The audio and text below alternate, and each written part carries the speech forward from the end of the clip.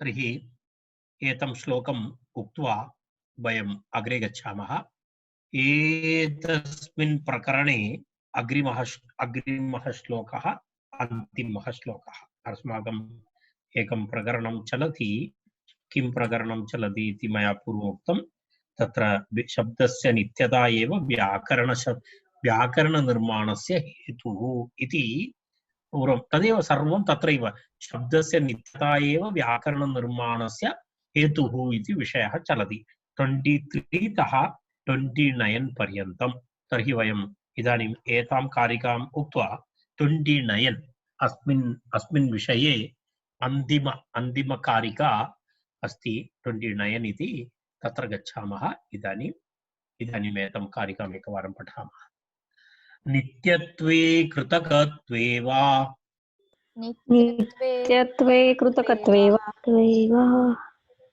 तेषामादिर्न विद्यते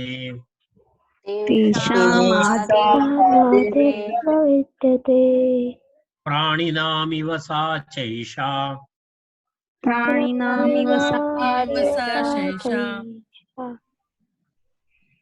व्यवस्था नित्यतुच्यते।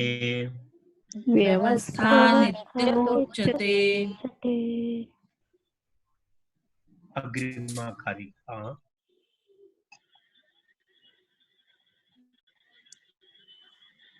नानर्थिकामिमां कश्चित्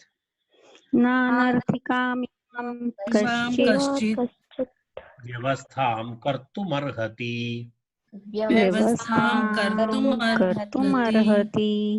तस्मान्निबध्यते शिष्टैः साधुत्वविषया स्मृतिः।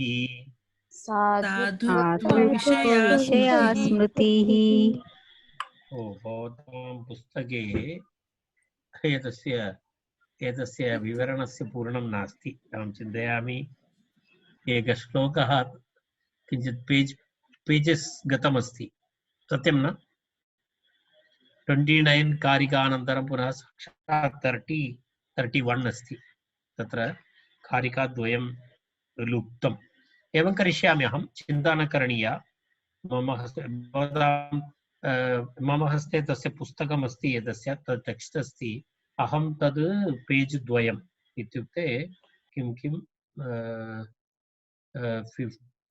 49 एतत् 49 अस्ति, अनन्तरं 40 50 51 एतत् पेज् द्वयम् अहं स्कान् कृत्वा भवतां गणे स्थापयामि।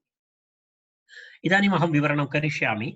भवन्तः यदा तत्र आवश्यकतानुसारं लिखित्वा अपि स्थापयितुं शक्नुवन्ति, चिन्ता न करणीया। अनन्तरं वर्गानन्तरम् अद्य रात्रौ वा श्वः वा अहं तत्र स्थापयामि। विषयः एवमस्ति। किञ्चित् अत्र व्याकरणस्य नियमद्वयम्, व्याकरणशास्त्रस्य प्रयोजनम् इति वयं वदामः, अथवा तत्र नियमद्वयं किमस्ति? नियमद्वयार्थं व्याकरणं। तत्र एकमस्ति साधुशब्दानामेव प्रयोगः कर्तव्यः, न असाधुशब्दानाम् इति एकः नियमः। एषः प्रयोगनियमः इत्युच्यते। अस्य नाम अस्ति प्रयोगनियमः। इत्युक्ते साधून् एव प्रयुञ्जीत, न असाधून् इति प्रयोगनियमः। एषः प्रयोगनियमः इति उच्यते। अपरः शब्दः तु स्वरूपनियमः, साधुस्वरूपनियमः इति उच्यते। अर्थात् भवन्तः जानन्ति, यदि गौ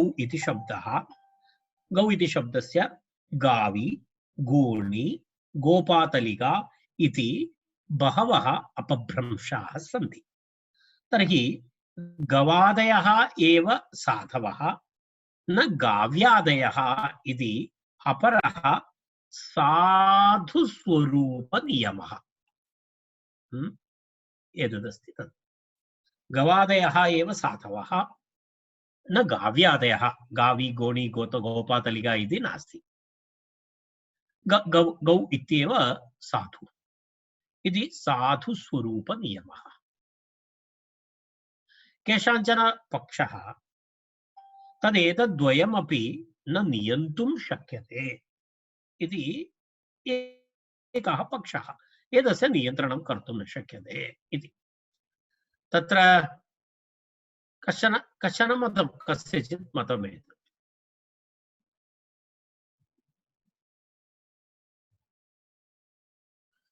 भवती प्रेषितवती वा? गुड्, उत्तमं, योग्यम्। भवन्तः भवतां वाट्सप् मध्ये द्रष्टुं शक्नुवन्ति। मृणाल् तस्य सन्देशः अस्ति अत्र, गणे प्रेषितवती। अस्तु, तर्हि एवमस्ति, न तावत् साधूनेव प्रयुञ्जीत इति नियमसम्भवः शब्दप्रयोगफलस्य अर्थावबोधस्य असाधुभ्योऽपि सम्भवेन नियमस्य अनर्थकत्वात् इति। एतस्य अवतारिका किञ्चित् दीर्घा अस्ति। कारिकायाः अर्थः तावत् दीर्घः नास्ति, परन्तु अवतारिका दीर्घा अवतारिका अस्ति। किमर्थं वयं नियमान् कर्तुं न शक्नुमः इत्यस्य पूर्वपक्षः अस्ति एषः। अर्थात् आचार्यः एतस्याः कारिकायाः निर्माणे, रचनायाम् आचार्यस्य मनसि कः विचारः इति वस्तुतः इदानीं प्रतिपाद्यते। किमर्थं वयं वक्तुं न शक्नुमः, नियमं कर्तुं न शक्नुमः इति चेत्, तावत् साधूनेव प्रयुञ्जीत इति न नियमस्य सम्भवः। नियमं कर्तुं वयं न शक्नुमः। किमर्थं न शक्नुमः? शब्दप्रयोगफलस्य किमस्ति? शब्दप्रयोगस्य फलं किमस्ति? अर्थावबोधः। शब्दप्रयोगस्य फलं नाम अर्थावबोधः। तर्हि शब्दप्रयोगफलस्य अर्थावबोधस्य किं भवति? असाधुभ्यः अपि सम्भवेन नियमस्य अनर्थकत्वात्। तर्हि शब्दस्य अर्थबोधः इति साधुशब्दादपि भवति, असाधुशब्दादपि भवति। तर्हि नियमस्य कोऽपि लाभः नास्ति, अनर्थकता भवति। तेन कारणेन भवन्तः साधूनेव प्रयुञ्जीत न असाधून् इति प्रयोगनियमं कर्तुं भवन्तः न शक्नुवन्ति। कारणं साधुशब्दादपि अर्थबोधः भवति, असाधुशब्दः अपि भवति। पुनः अग्रे तस्य विवरणं करोति। एतत् टेक्स्ट् मध्ये अस्ति, भवन्तः द्रष्टुं शक्नुवन्ति सर्वम्। यदहं विवरणं करोमि तत् सर्वम् अत्र अस्ति।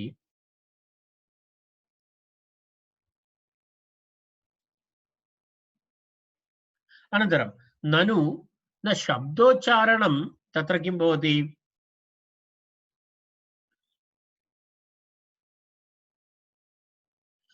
न शब्दोच्चारणं किं भवति? अर्थावबोधायैव, किन्तु धर्मायापि इति भवन्तः वदन्ति। भवन्तः किं वदन्ति? शब्दस्य उच्चारणं केवलम् अर्थबोधाय न भवति, तस्य प्रयोजनं धर्मः अपि तस्य प्रयोजनम् अस्ति इति भवन्तः वदन्ति। किन्तु धर्माय अपि, तथा च नियमस्य अर्थावबोधे अनुपयोगे अपि धर्मे उपयोगो भविष्यति इति चेत् न, मूलासम्भवात्। भवन्तः वदन्ति तत्र किमस्ति? नियमस्य अर्थावबोधे अनुपयोगे अपि, अर्थावबोधाय नियमस्य किं भवति? तथा च नियमस्य अर्थावबोधे भवता नियमः कः? साधूनेव प्रयुञ्जीत न असाधु। तस्य इदानीम् अर्थावबोधे उपयोगः एव नास्ति भवतां। तर्हि पुनः धर्मे उपयोगः भविष्यति इति न मूल असम्भवात्। तत्र मूलमेव न तिष्ठति तत्र। कारणम् अर्थबोधः इति मुख्यं प्रयोजनम्। अर्थबोधः तु साधुशब्दं विनापि भवति, असाधुशब्देनापि अर्थबोधः तु भवति। भवन्तः वदन्ति धर्मप्रयोजनमस्ति इति। अरे अर्थस्य तत्र अर्थावबोधे अनुपयोगे पुनः धर्मः उपयोगो भविष्यति इति चेत् न। किमर्थं? मूल असम्भवात्। अनन्तरम् एवं किमर्थं मूल असम्भवात् इति? न तत्र प्रत्यक्षं मूलं तस्य धर्माधर्मयोः अप्रवृत्तेः, नापि व्याकरणस्मृतिकल्पितानि मूलं तेषां प्रतिपदं कल्पने अनन्तवाक्यपाठ असम्भवः। सुशब्दं प्रयुज्येत अनापशब्दमित्येवं रूपम् एकमेव वेदवाक्यं तु कल्पयितुम् अशक्यम्। तर्हि एवं किञ्चित् विवरणं दत्तं, तत् त्यजतु इदानीं। तत् पूर्णं विवरणं कर्तुं महान् समयः भवति। अहं केवलं तेषाम् आशयम् उक्तवान्। तर्हि तत्र साधुत्व स्वरूप नियमोपि न संभवति, अर्थात् उभयमपि न भवति। अर्थात् किं भवति, भवन्तः गवादयः साधवः एव न गाव्यादयः इति अपि कल्पयितुं न शक्यते। कारणं भवन्तः एकैकं शब्दं स्वीकृत्य तु प्रतिपदं कर्तुं भवन्तः न शक्नुवन्ति। व्याकरणस्मृतिकल्पितानि मूलं तेषां प्रतिपदं कल्पने अनन्तवाक्यपाठः असम्भवः। अर्थात् भवन्तः एकैकं शब्दं स्वीकृत्य वक्तुं शक्नुवन्ति वा एतदेतस्य स्वरूपम् एतदेतस्य स्वरूपम् इति? तत् कल्पयितुमपि न शक्यते। तर्हि साधुस्वरूपनियमः इत्यपि वस्तुतः न शक्यते, प्रयोगनियमः इत्यपि न शक्यते। तदेव अत एव न साधुत्वरूपनियमोऽपि अनन्तरं सम्भवति। श्रोत्रग्राह्यत्वरूपस्य वाचकत्वरूपस्य वा साधुत्वस्य असाधुशब्देष्वपि सत्त्वेन नियन्तुम् अशक्यत्वात् इति। अर्थात् तस्मात् इयम् अनर्थिका साधुत्व असाधुत्व व्यवस्था इति। अर्थात् एतस्य मूल आशयः उभयतापि न शक्यते। प्रयोगनियमोऽपि लाभाय न भवति, शब्दस्वरूपनियमः अपि लाभाय न भवति। तेन कारणेन भवतां या साधुत्वस्य असाधुत्वस्य व्यवस्था अस्ति, साधुत्व असाधुत्व व्यवस्था किं तद् वस्तुतः तस्य कोऽपि लाभः नास्ति इति एकं पक्षं पुरतः स्थापयित्वा साधुत्व असाधुत्व व्यवस्था निर्मूला इति किञ्चित् पक्षः। तस्मात् इयम् अनर्थिका साधुत्व असाधुत्व व्यवस्था इति। पश्यतु एतद् वाक्यं किं एकनिमेषः, एतद् वाक्यं पश्यतु। एतदेवम् एतस्य किं वदामः मूलम्, एतस्य वादस्य मूलम् एतदस्ति। अत एव न साधुत्वस्वरूपनियमोऽपि सम्भवति, श्रोत्रग्राह्यत्वरूपस्य वाचकत्वरूपस्य वा साधुत्वस्य असाधुशब्देष्वपि सत्त्वेन नियन्तुम् अशक्यत्वादिति कस्य खण्डनं? साधुस्वरूपनियमोऽपि न भवति इति उक्त्वा तस्मात् इतः पश्यतु, इयम् अनर्थिका किं साधुत्व असाधुत्व व्यवस्था इति। अर्थात् एषा या व्यवस्था अस्ति, साधुत्व असाधुत्व व्यवस्था अस्ति, सा व्यवस्था अनर्थिका अस्ति इति। अनर्थिका अस्ति इति पूर्वपक्षः। एतं पूर्वपक्षं मनसि निधाय आचार्यः एतां कारिकाम् उच्यते, वदति। नानर्थिकाम् इमां कश्चित् व्यवस्थां कर्तुमर्हति, तस्मात् निबध्यते शिष्टैः साधुत्वविषया स्मृतिः इति। न अनर्थिकाम् इमां कश्चित् व्यवस्थां कर्तुम् अर्हति, तस्मात् निबध्यते शिष्टैः साधुत्वविषया स्मृतिः इति। पदच्छेदः। अन्वयं पश्यामः। इमां व्यवस्थां शब्दः अर्थः त्रिपदः नित्यः इति एषा व्यवस्था। तदेव इमां व्यवस्थां। का व्यवस्था? व्याकरणशास्त्रस्य अस्माकं का व्यवस्था? व्यवस्था एषा अस्ति नित्ये शब्दार्थसम्बन्धे इति वयं पूर्वम् उक्तवन्तः। नित्ये शब्दार्थसम्बन्धे इति वयम् इदानीं पूर्वम् अस्माभिः वयं शब्दस्य नित्यतां वयं प्रतिपादितवन्तः। सः विषयः, सा व्यवस्था। शब्दः नित्यः, अर्थः नित्यः, तयोः सम्बन्धः नित्यः इति एषा व्यवस्था। इमां व्यवस्थाम् अनर्थिकां कर्तुं कश्चित् न अर्हति। अर्थात् अनर्थिकां कर्तुम्, इमां व्यवस्थाम् अनर्थिकां कर्तुम् अर्थात् निष्प्रयोजनां कर्तुम्, अनर्थिका नाम व्यर्थम् इत्यर्थः। एषा व्यवस्था, व्याकरणशास्त्रस्य एषा व्यवस्था अनर्थिका अस्ति अथवा व्यर्था अस्ति इति कर्तुं कश्चित् न अर्हति, कोऽपि न शक्नोति इत्यर्थः।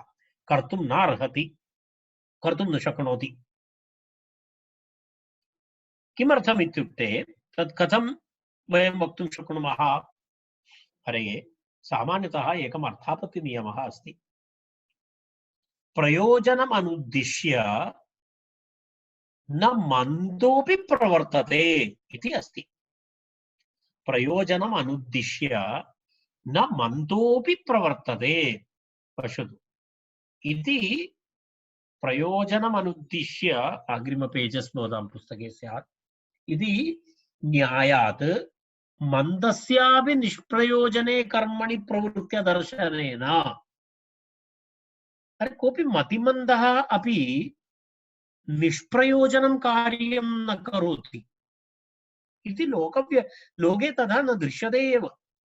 कोऽपि वा भवतु मन्दः, सोऽपि किं मन्दस्यापि निष्प्रयोजने कर्मणि प्रवृत्ति अदर्शनेन सः कदापि निष्प्रयोजनकर्मणि कोऽपि मतिमन्दः अपि न प्रवर्तेत इत्यनुसृत्य यदि वयं चिन्तयामः तर्हि तस्मात् पाणिन्यादि आचार्याः एते महान्तः पण्डिताः एतादृशकार्यप्रवृत्तिं कुर्वन्ति वा?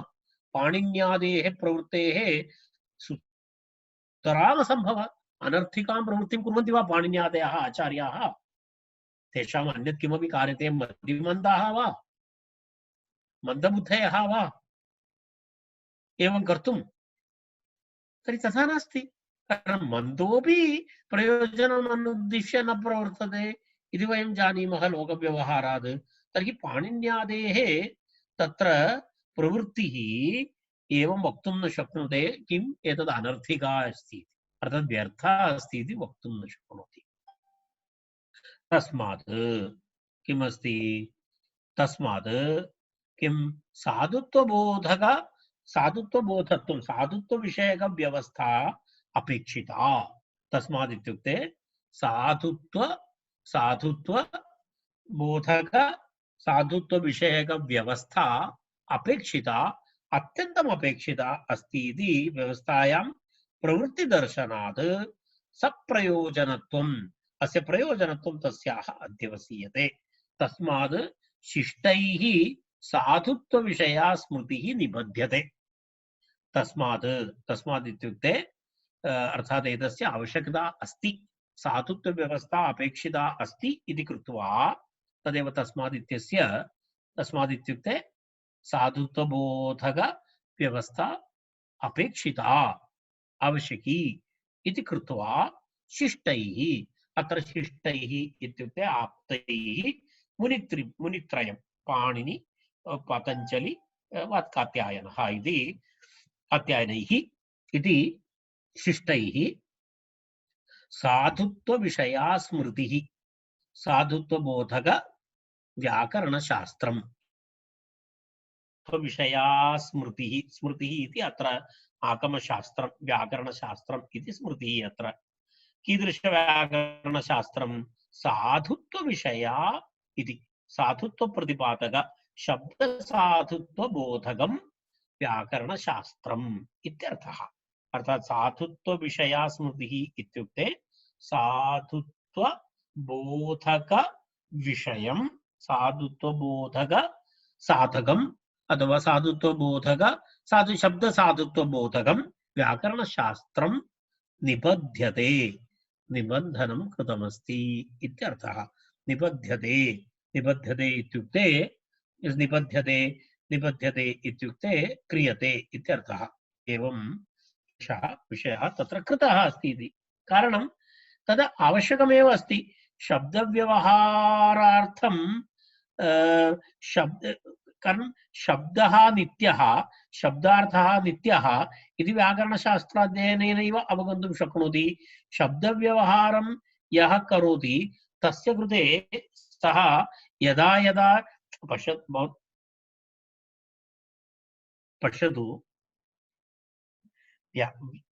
शब्दनित्यता नियमः नास्ति चेत् किं वयम् एकैकसमये वयम् एकैकशब्दस्य निर्माणं कुर्मः वा? तत्र अस्ति घटेन कार्यं करिष्यन् कुम्भकारकुलं गत्वा आह कुरु घटं कार्यमनेन करिष्यामि इति। तावद् शब्दान् प्रयुक्ष्यमाणः वैयाकरणकुलं गत्वा न आह कुरु शब्दान् अहं प्रयोगं करोमि इति। एतत् महाभाष्यस्य वाक्यं। कथमस्ति? यस्य घटेन कार्यमस्ति तर्हि सः कुम्भकारस्य गृहं गच्छति। कुम्भकारस्य गृहं गत्वा किं वदति? मम इदानीं जलाहरणकार्यं करणीयं, तर्हि मम एकस्य घटस्य निर्माणं कृत्वा ददातु इति वदति। तर्हि कुम्भकारः किं करोति? तस्मै एकस्य घटस्य निर्माणं कृत्वा ददाति। सः तत् स्वीकृत्य गत्वा तस्य कार्यं सम्पादयति। एवं शब्दस्य प्रयोगाय वैयाकरणस्य गृहं गत्वा न वदति मया एतस्य अर्थस्य कृते कश्चन शब्दः आवश्यकः, तत् निर्माणं कृत्वा ददातु। तर्हि वैयाकरणः तस्य शब्दस्य निर्माणं कृत्वा गच्छति, सः स्वकार्यं सम्पादयति। तथा तु नास्ति। तर्हि एकैकस्य कृते एकैकशब्दस्य निर्माणं कृत्वा कुलालः कुम्भकारः स्वगृहे उपविश्य घटनिर्माणं करोति इव वैयाकरणः स्वगृहे उपविश्य शब्दानां निर्माणं तु न करोति। तर्हि तत्र तेन कारणेन तत्र शब्दनित्यता इति तु भवत्येव। अन्यथा तु एकैकस्य कृते यत् घटस्य निर्माणं कृत्वा सः ददाति, घटस्य निर्माणं कृत्वा ददाति, सः तेन कार्यं सम्पादयति इव एकस्य कृते शब्दं कृत्वा ददाति, सः तत् शब्देन कार्यं सम्पादयति, अन्यस्य कृते अन्यशब्दः इति तु न भवति। तेन किं भवति? काचित् नित्यता अस्ति। अनन्तरं किमस्ति तत्र? ऋषीणामपि यत् ज्ञानं न क्षम्यतां किमस्ति तत्र तस्मात् निबध्यते शिष्टैः साधुत्वविषया स्मृतिः इति। तर्हि तत्र उच्चारणेन वा अनवगमनेन वा यदा यदा असाधुशब्दाः भाषायाम् आगन्तुं शक्नुवन्ति, तर्हि तान् विहाय तान् परिहृत्य साधुत्वबोधक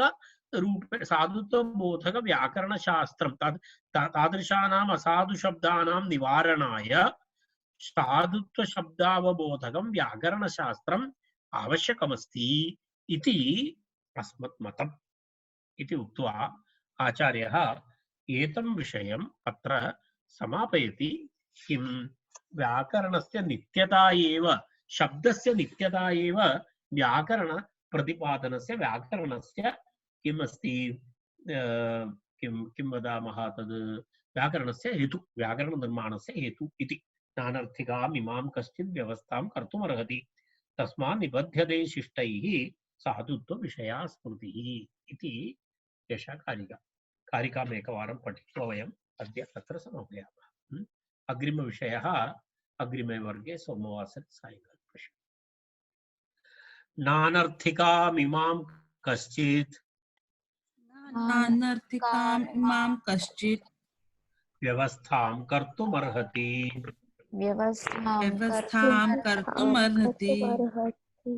तस्मात् निबध्यते शिष्टैः